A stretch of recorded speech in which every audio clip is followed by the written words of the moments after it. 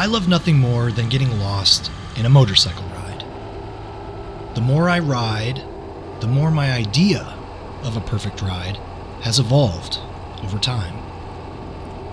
I'm currently in a place where I enjoy riding forest roads with no specific destination in mind other than a quiet campsite surrounded by nature. I love nothing more than hearing the gravel beneath my tires and watching the road unfurl before me. I get lost in the simplicity of the event while whirling from the complexity and value I take away from it. Now I'm going to say something which may seem hyperbolic, or at least unpopular, but I'd like to ask you to allow me a few short minutes to explain myself. I believe participating in activities which may have actual and real-world consequences may be good for people. Now stick with me here and allow me to explain. My premise is something like this. Why do we love a roller coaster? So I'll have to give you a little background. When I started riding motorcycles over greater distances, I often viewed it as an escape, a way to remove myself from the mundane, and once again interact with reality in a way where my brain felt activated. Since then, I see the benefits of motorcycling in a slightly different way. Sure, we often call it helmet therapy, and we do, in many ways, feel so much better after a ride, as if we were able to decompress from our daily lives. But why was this feeling so vastly different from going for a run or lifting weights?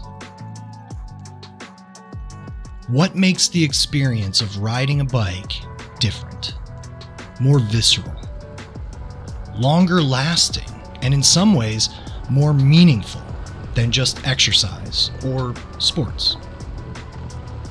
I've come to believe it's the danger which makes it so. Now, every rider knows when you swing a leg over the bike, the ride comes with real consequence. Some you can mitigate, and please know I'm a strong proponent of rider safety. And some of the danger just comes from the randomness of the universe, which we cannot ever escape. All riders know that riding a motorcycle can be far more dangerous than driving a car. Maybe the exposure you feel on the bike excites the mind to create a body and mind focus, or alignment not reproducible in many other sports, much less our everyday lives. Or maybe life, well, maybe life is just too good, too safe these days for some of us to feel anything other than floating through existence. How much do you remember about this morning? What about yesterday? Or even this week? What's memorable? My focus often turns towards the internet, because with the advent of the internet, some of us now spend large amounts of time in front of screens, living in some digital landscape free of any real danger, as well as living in the future, planning, thinking, creating in a way totally foreign to the human mind only a few years previous. That danger on the bike may be the key. Knowing that riding a motorcycle is dangerous puts me in a certain state of mind. I'm fully focused in the moment. Don't get me wrong, I'm not white-knuckled, but I know I can't let my focus wander about. Riding gravel, I'm constantly paying attention to the road and my surroundings, looking for traction and any indication of oncoming traffic. This focus seems to warp my very impression of time itself. I'll often record a section of road with my GoPro, only to view it later and find that the clips seem so much shorter in time than when I was on the road in those blissful, focused moments. Don't get me wrong, I see great value in the mind-body focus from sports. But the consequences, even in soccer or football, pale in comparison of getting in a head-on collision on a bike. Every person is different, and therefore everyone has a different threshold when it comes to danger. So the motocross riders I've interviewed, well, they indicate they still have fear, but those fears just lay in a different place. So the edge may be different for everyone, but the fact that there is an edge, a place where we know dangers will have true repercussions, tells me that space, the space of danger, is a space of not only growth, but meaning. Somehow pushing my boundaries of what I can do has an intrinsic feeling of expansion. Growth over not only going to a new and unfamiliar location, but returning home an ever so slightly changed person, now augmented by my intrinsic experience.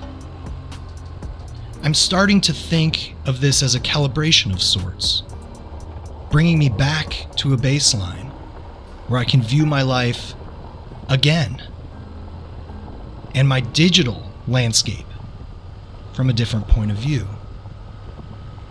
1 to 2 hours riding gravel in nature seems to hit a time travel sweet spot where I feel younger when I dismount.